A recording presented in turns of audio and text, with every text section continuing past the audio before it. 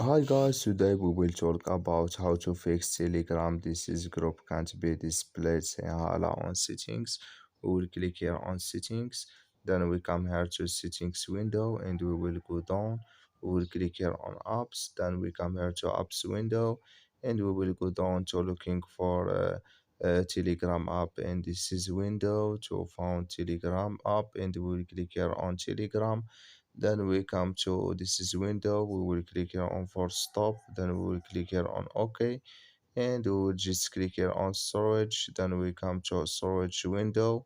We will click here on clear cache. Then we will click here on manage storage. Then we will go up. We will click here in app, and we will just click here on clear local. And you just go to Play Store and update your Telegram app, and it's going to work with you.